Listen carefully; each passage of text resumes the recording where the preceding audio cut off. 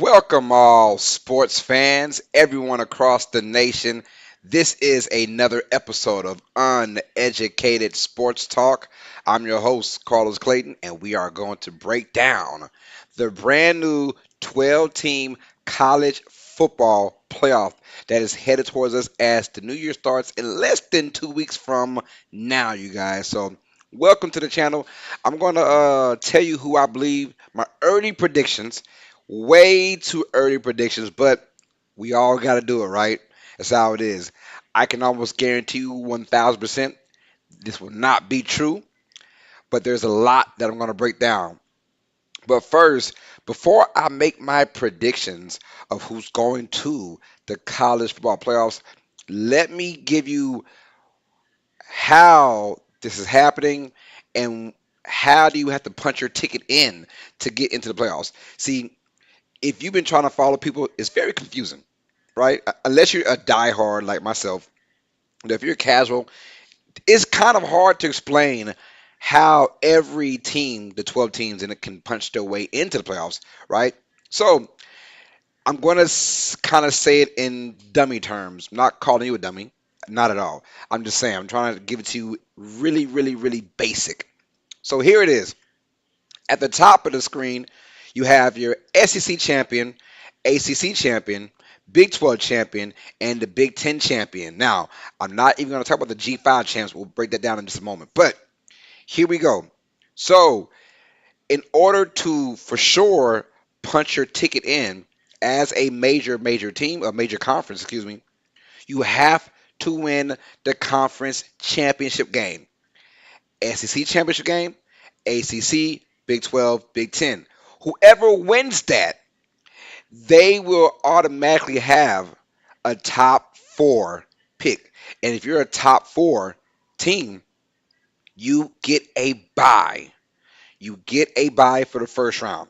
So here's the kicker: any inferior team can win the SEC or ACC or Big 12 or Big 10 champion.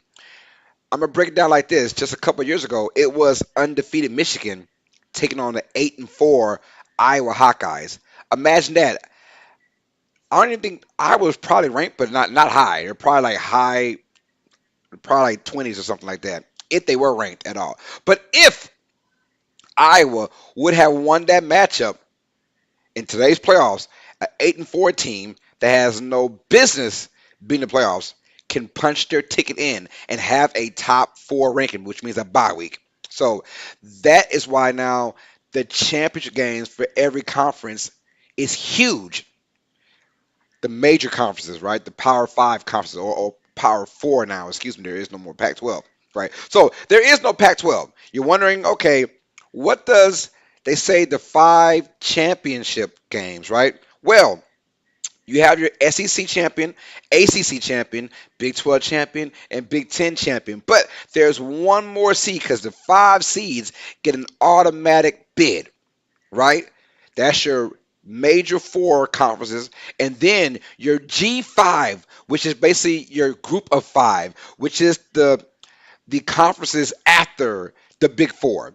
So you're talking MAC, you're talking Conference USA, all those other conferences, right? But the best team ranked out of the G5 program is going to have an automatic bid. Now, that team might not get a bye week unless they just go crazy undefeated and have some good wins in there, but they're likely to not get a bye week because there's only four.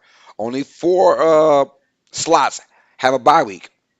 So that G5 champion is probably not going to have a bye week, but that champion will still have an automatic playoff. You know what I'm saying? They can get to the playoffs automatically. So whoever wins the SEC, ACC, Big 12, and Big 10 champion is going to automatically be in the playoffs. No matter what your record is, you can be Missouri and have a shocker in the SEC championship against one of those big contenders, and they will bypass a lot of teams. So if you're that 13th, 14th, 12, 11, 10 kind of seed, if you're ranked 10, 11, 12, 13, 14, 15, you are praying to your football gods that an inferior team from those big four conferences, if they make it to the championship game, don't win. Because if they do win, it will have catastrophic proportions for your team if you're trying to claw your way into the top 12. So if that makes sense, one more time, your top four conferences, SEC, ACC, Big 12, and Big 10, whoever wins the championship game. And I love that because now there are huge stakes.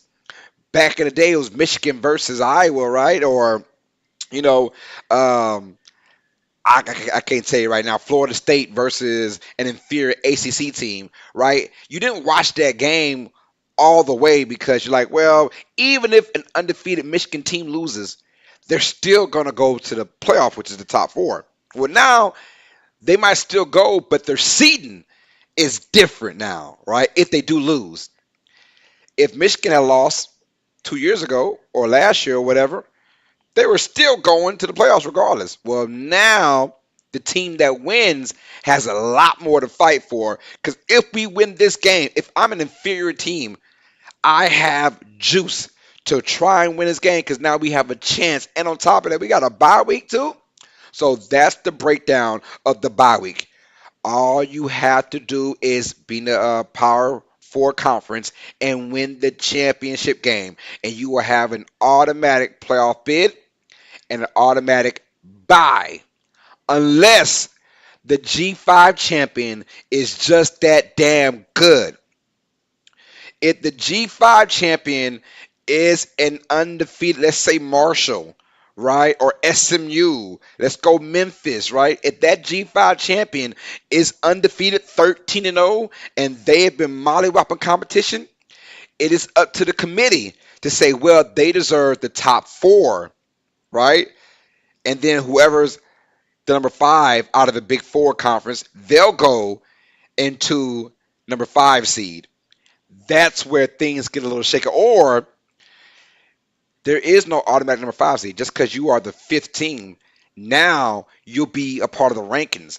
So it's almost a guarantee that if you are the G5 champion, which is the group of five, which is after the Power Four. If you're the best of that, you're probably not top five anyways, because now you're probably going to be wherever, and usually they're at 12, 11. That's how it's going to be in our minds, unless this is a surefire dominant team from the G5. So let's say like Cincinnati, matter of fact, the Bearcats, just a couple years ago when they went to the playoffs. They were 14 and 0. They would have been, a top four, top five teams, and they would have had for sure home field advantage in this playoffs.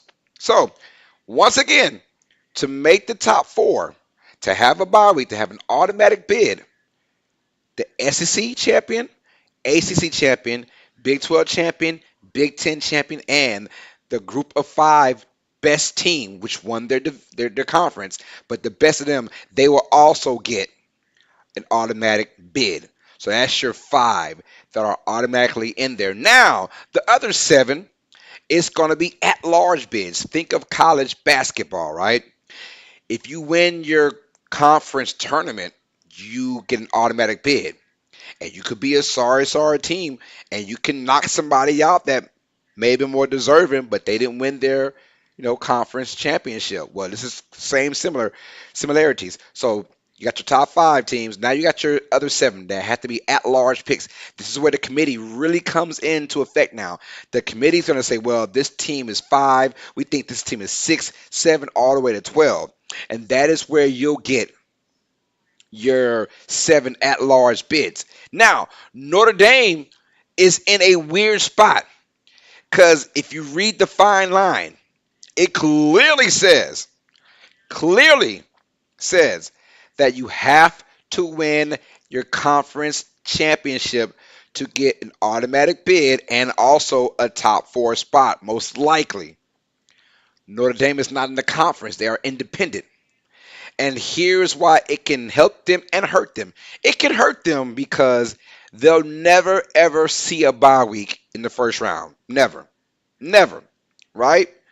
Unless unless they go 13 or 14 and 0 and are just straight dominant, and then now you have to consider the committee probably making them a number, 1 through 4. But I doubt that. I doubt that right now they're going by the book. Notre Dame's not in the conference, and what happens is if you're not in the conference, that means you don't have a championship game to play. So Notre Dame is going to be hurt by that, right? Because they'll never be a top 4 seed in the bye week. But also, if you're not playing the conference championship game, that means you have a bye week of your own already. So now, if you're a top tier team in Notre Dame and you're independent, if you do make the playoffs, you already have a bye week headed into the playoffs. So that's kind of like, all right, we're good. Well, so that's the good part of Notre Dame. And now, if you're the Irish, you're saying we don't really want to join the conference because now we don't need to. If we make the playoffs, we're going to have an extra bye week, and you guys are going to fight it out for a playoff season while we're in it already. So that's that's the good and bad for Notre Dame. They can never, in my opinion, be a top 4 seed with a bye week for the first round. But they already have a bye week because they're not in the championship or in the conference, so they won't play a conference championship game. So Notre Dame is kind of the weird kind of rule, so for those who don't know that. And then anybody else, it is basically your rankings. So like I said, if you're ranked 14, 13, 12, 11, 10, and you're trying to army crawl your way into this playoffs, you better cross your fingers. If you're not in the championship game, you better cross your finger that some just inferior team doesn't win. That is where you're like, okay, let's just hope that doesn't happen. That way we can get in as a 11, 12, 10 seed. Or if you're 13 or 14, you're hoping that it'll be easier to get in. But if some just inferior team from the, I don't know, ACC or from the Big 12, if they win that matchup against the better opponent, that is less of a chance of you getting in from that 13, 14, 12, 11, 10 spot, right? So that's a lot to think of, and the committee has a lot to talk about if there is an upset in the championship game. So the rest of these 7 picks are at-large picks, and that's going to be by the committee. They're going to say this team deserves it. 12, 11, 10, 9, 8, 7, 6, you know, 5. That's how it's going to be. So, quick recap before I tell you guys my predictions for who's going to the playoffs. Once again, if you are a top 4 team, right, the way to get there, it's going to be winning your championship game in your conference. That's how you make the playoff and have a top 4 seed, which is a bye week. That's how you get in. All right. The other one is your group of 5 champion. Who knows where that team may be? They're probably not going to jump the SEC, ACC, Big Ten, or Big 12 champion. They're probably not going to do that. But they'll be in the mixture of where do we put this team in. Like I said, most likely your group of 5 champions probably going to be 12, 11, or 10. That's just how it's going to go, in my opinion. So, nonetheless, you guys, man, let's get it, bro. And we're gonna start off with our let's go with our SEC champion. All right. I'm going to go with Georgia. I think Georgia is going to be your SEC champion. I think they'll go into the championship game and just they'll dominate the regular season. Right now they're number 2 in the nation. And look, they should have been in the playoffs last year. Honestly, that's just my opinion. I thought the Bulldogs should have been there, but the committee said, nah, Bama won at the end, so it is what it is. But now we don't have that kind of complaint anymore because of the 12-team playoff. But Georgia, they bring back a stacked crew. They're ready to rock and roll. I think they win their conference championship game. Now let's go to the ACC champion. And I got somewhat of not an upset, but let's go with Miami to win the ACC championship. Cam Ward is going to be the difference for this team. I think Cam Ward's going to he's a superstar in the making for college football. I think he's going to will this team. The ACC is not a deep conference. I mean, got a lot of big names as far as team names, but as far as like how good they are, they're not that good. If you're talking about the top 4 conferences, I think ACC might be the weakest in my opinion, but I think Miami's going to have a great, great, great year. They got an easy schedule. They should dominate this year, and I think they'll be your ACC champions. And so I got them as your ACC champions. And let's go to our Big 12 championship now.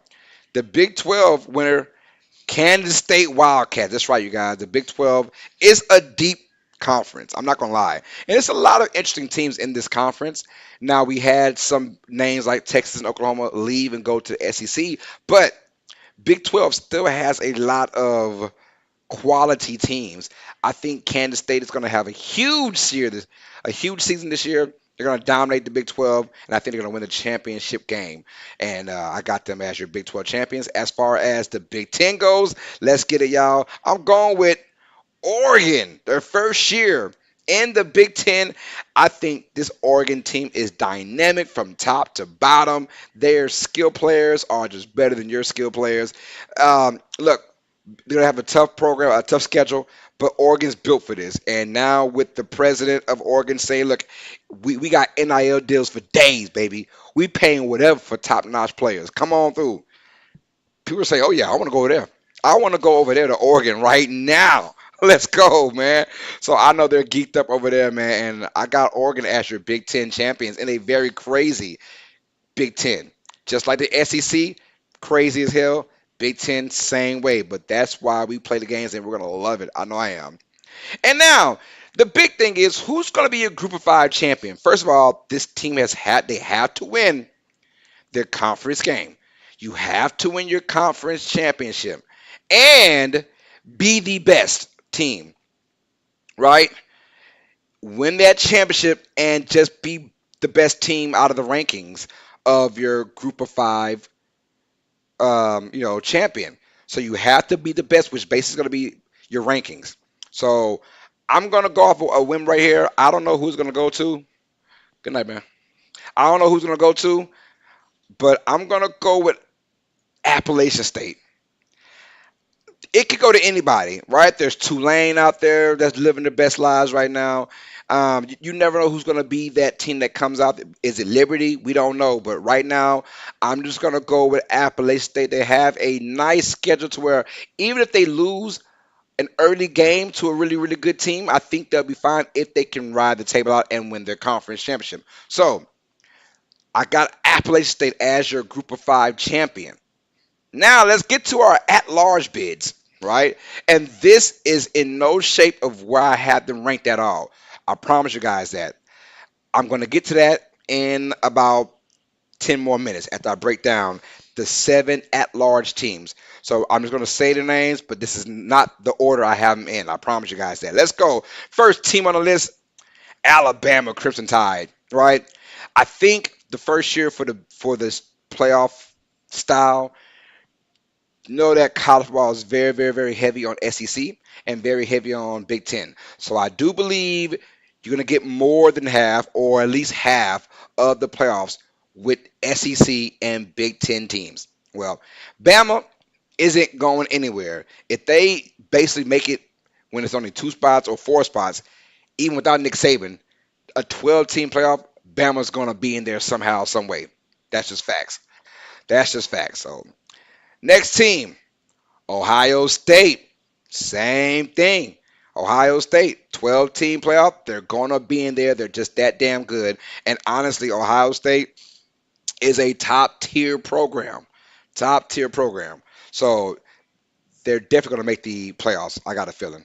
Next, we got Texas, the Longhorns from the SEC. Once again, you know that SEC is going to be very, very crowded. I like Texas.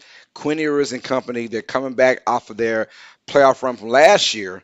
But I think them joining the SEC, they're not scared at all. I have no worries about Texas. They went in Bama last year and beat Bama, right? So I'm saying this. Texas don't give a damn about joining this SEC conference. They're not going to be your, the black sheep or the step brothers. No, they're going to be the real deal, and they're going to make some noise. They're going to make some noise. And I got them there because I got them losing to Georgia in the championship game, and then I've got Bama losing to Oregon. I'm sorry, Ohio State losing to Oregon. I think Bama's there just because Bama's going to have a really good year. So, all right, next, let's get it, man. Penn State Nittany Lions. This team, if there were a 12-team playoff over the last 8 or 9 years, these guys would have been there at least 6 times. They're always in your top 12 when it's all said and done. Penn State, we know they have the caliber to win big games or to have a really good record. They're always like 10, 9-3.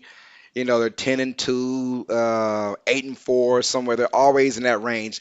It seems like every single year. Well, Penn State has a smidge of a favorable schedule. I think that Penn State is going to ride out and have a good year this year. And I got them as an at-large bid as well. Let's keep it rocking and rolling. Next team, the Notre Dame Fighting Irish. We talked about them a few minutes ago, about them not being in a conference. They're going to be in a independent. They're independent. So, you know, there's no way they're going to have a top four seed unless they just go undefeated. And somehow, if you're the committee, you got to kind of rethink things. But even that, they can go 13-0, no conference championship. You're not getting into the bye weeks. You have to start from the 5 through 12 area. But Notre Dame, they are an awesome team, and they're going to win a lot of games this year. And, they could be making noise in the playoffs. We'll find out. All right, our next team on the bracket. Let's get it, man. I've got the Utah Utes, you guys, the Fighting Utes from the Big 12. This team is scary. They're bringing back Cam Rising for like year 15 or something. The dude has been in the league forever now and playing college football, but they have a good defense and their home field is dangerous. They make some noise at home. I like Utah this year, especially in that Big 12, their first year joining that conference, but they some big dogs. They not worried about that. I think they actually lose to Kansas State in the Big 12 championship game, and that's why they're at large bid. So, and then last but not least, I really thought about someone outside the 25, right? I said I got to get someone outside the top 25. Who was that team that's actually going to make it? So I really thought long and hard. And I was like, you know what? I'm gonna just go with him. Let me see schedules and see what's going on. So my last at-large team, you guys, believe it or not, I'm gonna go with the Minnesota Golden Gophers. That's right, you guys, Minnesota from the Big Ten. I saw their schedule.